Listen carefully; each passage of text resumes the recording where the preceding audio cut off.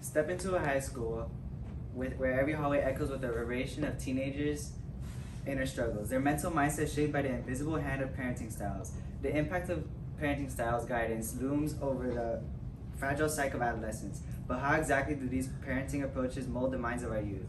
Today we will dive deeper into this. My name is Danny Correa and my presentation is about the effects of parental styles. My research question is, to what extent does different parenting styles in the US affect teenagers' mental mindset in high school? The argument is, different parenting styles can have leading effects on a student's mental mindset in high school.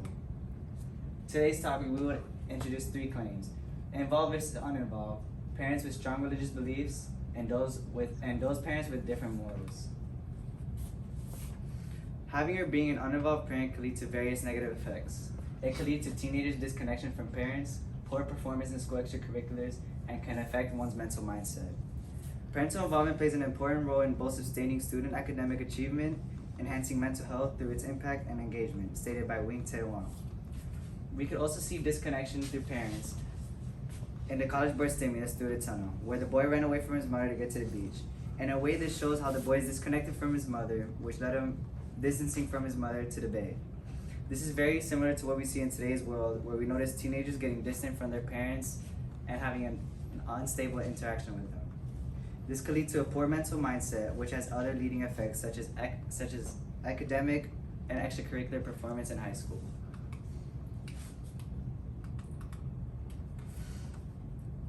This model illustrates the direct efforts of parental involvement on achievements and depression, controlling for prior academic engagement, grade point average, and depression.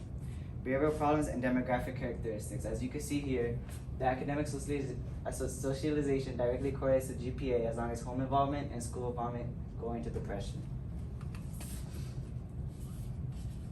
Secondly, parents with strong religious beliefs can encourage a high school student's academic achievements and overall behavioral discipline.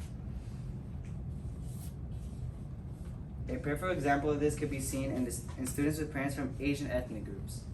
As stated by the Journal of Comparative Family Studies, they state, in an Asian society where authority is typically hierarchical, and so children must be taught to recognize the wisdom of adult decisions and obey them.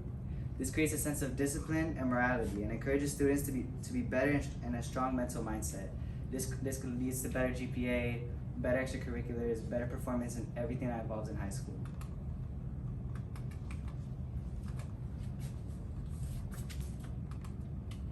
As you can see, this graph shows the connection between religious practice and how it correlates to the GPA. Those connected with their culture and religion tend to have better grade point averages, which also shows evidence of having a strong mental mindset. As you can see in this graph, those who never do religious practices tend to have a 2.6 GPA. Those who do monthly practices range from 2.7 to 2.9 GPA. And those who do weekly experience 3.0 GPA.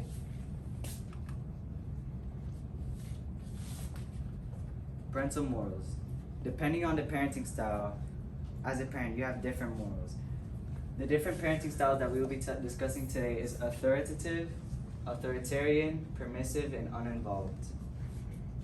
A permissive parenting is when you have no consequences and no enforcement towards your children. Authoritarian is when you enforce rules but with no reason and gives no feeling into account to your children. Parenting styles is important because it fosters skills that are associated with academic success, as stated by Brian Carolone. As we can see here, we can see how these parenting styles come into effect. Authoritarian has low self-esteem, causes their children to have low self-esteem, hostility, aggression, and indecisiveness. Those with a permissive parenting style, their children experience lack of responsibility, anxiety and depression, and academic struggles. Those with authoritative, which is considered one of the best parenting styles, experience children with high self-esteem, close relationships, and children being more responsible, which is exactly what you want your kid to be in a high school. Those who are uninvolved experience rebelliousness, low cognitive levels, and delinquency, which could lead to other negative effects throughout high school. My solutions for this is parent education programs. Implement parenting education programs that provide parents with knowledge and skills related to effective parenting styles. This allows parents to effectively teach their children to be better. School-based workshops and research partners partner with schools to offer resources for parents on topics such as adolescent development, effective communication, and stress management. And lastly, access to mental health services to ensure access to mental health services for teenagers experiencing difficulties related for their mental mindset in high school. Although we do have 3 solutions, there is limitations to these solutions. Some of the limitations include different family dynamics. Every family is different and each make their own decision. Secondly, parenting styles and their impact on teenagers' mental mindset may vary across cultures, making it challenging to apply universal frameworks or interventions. Lastly, some programs may cost money and time, and some families do not have the funds nor the time to acquire these programs, which is evident in many societies where not many parents could get these. This is my decided. Thank you. Can you back up and scoot over just a little bit? Thank you, sir. All right, first question. What evidence did you gather that you didn't use, and why didn't you use it? Evidence I gathered that I didn't use was when I used about students who play sports.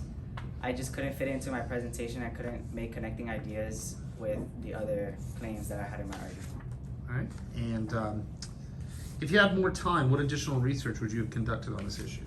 If I had more time, I would have done more research on my religious aspect and cultural aspect of my presentation on parenting styles.